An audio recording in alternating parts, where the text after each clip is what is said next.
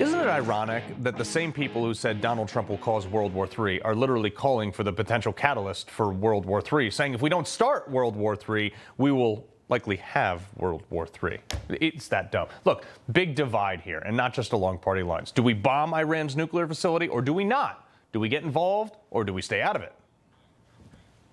I have a message directly from the president, and I quote, "Based on the fact that there's a substantial chance of negotiations that may or may not take place with Iran in the near future, I will make my decision whether or not to go within the next 2 weeks." That's a quote directly from the president for all of you today. Look, it's really easy for people, especially elected representatives, to say, yeah, we got to stop Iran from having a nuke. Let's bomb their nuclear facility, with absolutely no understanding of what that entails. And the biggest problem with the people saying that, no one has asked the question, okay, and then what? If you think we should bomb this, which, by the way, I'm not privy to all the intelligence, and I'm honestly on the fence about it, I don't know which way I stand right now. And that's okay for me to say, because I'm not making the decision. But people who are making the decision, who are privy, are not consistent. There's no unilateral consent about it either. No. No and no. The United States, our involvement should be to help de-escalate, to help deconflict. Help Israel finish the job, give them bombs, fly with them if necessary. I've been saying, oh, hell yes, for I think it's almost 6 weeks. Yeah, bomb and destroy their nuclear facilities. Now, many others are voicing their opinion on social media. Thomas Massey tweeting, "This is not our war." Well, other members of Congress signed on, including AOC and Rashida Tlaib. But I will say that the difference between me and the members of Congress or the media or whoever is calling for us to bomb this mountain right now, I would go. I was great at war. I loved it. And if you had told me that I had unilateral authority to go kill members of the Iranian regime, I would take it tonight as a vacation. I would go home, I would get my body armor and my gun and my boys, and I would be on the next plane over there. These people funded and facilitated the killing of hundreds and maybe thousands of my brothers and sisters in Iraq. 4 of them were close friends of mine, right in proximity to me. And that's the difference between, me and them. But I'm not committing my country to war.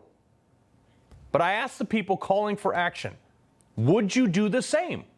99% of the people who are commenting on this or have decision making, they haven't, they didn't, they couldn't, and or wouldn't go and put their own skin in the game. So consider that when you're listening to them post on social media. But here's the question to those same people. If Iran bombed us, would we consider that an act of war? Seriously, label it. Because if you have a bunch of radical mullahs that believe they're fulfilling some sort of religious caliphate by doing whatever they're doing and are such fanatics that they will exhaust every resource to retaliate. They can't go toe-to-toe with us in a war, but they can inflict pain. And I'm not getting into the sleeper cells even that have been let into our open borders when Joe Biden was president. I'm not even going to go into that right now. But let's say we bomb Iran. That's an act of war. Save your semantics. It is. Iran will retaliate in some manner. Then what? Sure, we took out their nuclear facility. Iran can't have a nuke anymore. But maybe now they've bombed or terrorized or even taken American hostages in the region or maybe here domestically. Now what? No one is asking these questions. What do we do at that point? We're just caught up in the moment. With war, you have to start at a desired end result. When I was a young SEAL, the SOCOM admiral came to Virginia Beach and did this open forum discussion. And I raised my hand just after returning back from my first deployment to Iraq. And I asked, hey, what's the desired end result in Iraq and Afghanistan? He didn't have an answer. Nobody had an answer. Nobody even asked that question for 20 years. And it resulted in both of those countries falling back into the hands of the same radicals that thousands of Americans and trillions of dollars were expended to neutralize. So bomb the mountain, don't bomb the mountain, figure out what the end result is first, and then do it right. The U.S. Constitution, Article 1, Section 8, grants Congress the power to declare war. We never did this in Iraq or Afghanistan. Congress did authorizations of military force, but we carried out a 20-year war that was vastly different, way out of the scope from the intent of those temporary resolutions, all the while saying it's not a war in order to conduct or continue conducting war without Congress declaring it a war. But every single cabinet position, specifically the VA, the DOD, and even the Library of Congress, refers to that conflict in Iraq and Afghanistan as a war, which means George Bush, Barack Obama violated Article 1, Section 8, and went to war. Trump tried to get us out of those wars in his first 4 years. He largely did.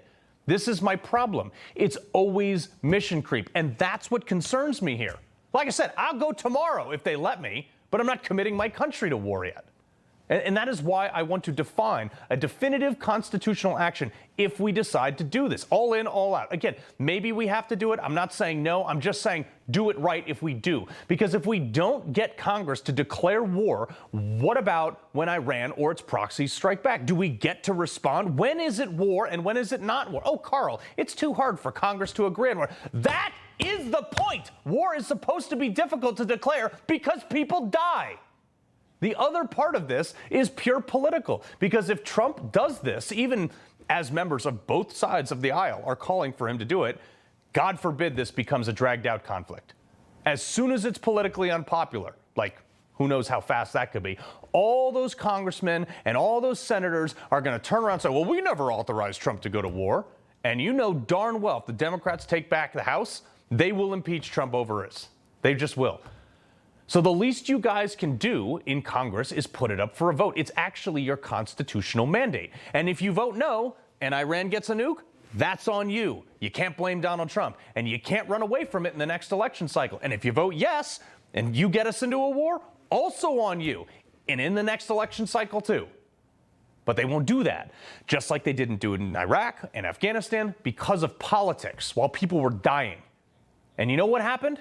You know what happened because they couldn't figure out what to do? People like me got sent overseas to fight a half-assed war where we had stupid rules of engagement that were getting people killed based on the political whims of people 6,000 miles away from folks who have never been involved in any danger whatsoever, and by people that never went on the record to vote for the war that it ultimately became. And when my team captured the Butcher of Fallujah, yeah, that's the guy from American Sniper that was going around drilling holes in everybody's head, we caught that guy because the war, by that point, had become so politically unpopular.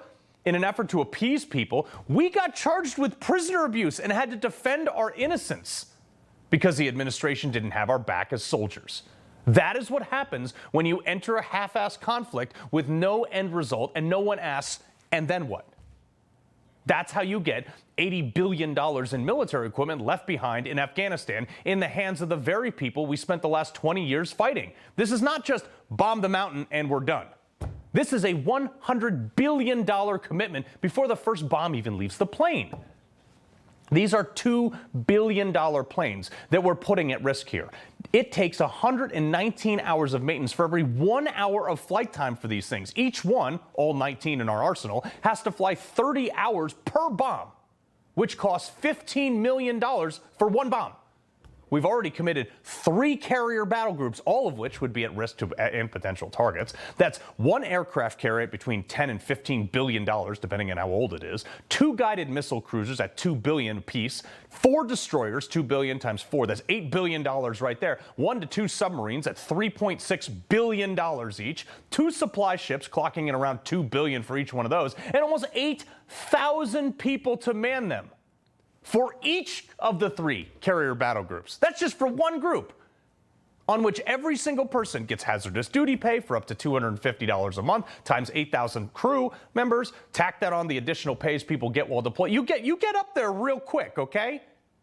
All of which have to be mobilized to support the potential of one of the world's most classified airplanes carrying a very classified bomb going down in a hostile region that could make the Mogadishu Mile in Black Hawk Down look like a walk in the park.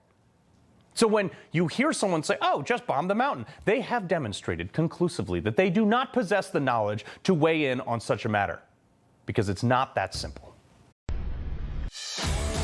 He loves the Constitution. He fights for what's right. He hates the bad guys. He's a freedom warrior. He's your freedom warrior. Watch Carl Higbie every weekday on Newsmax.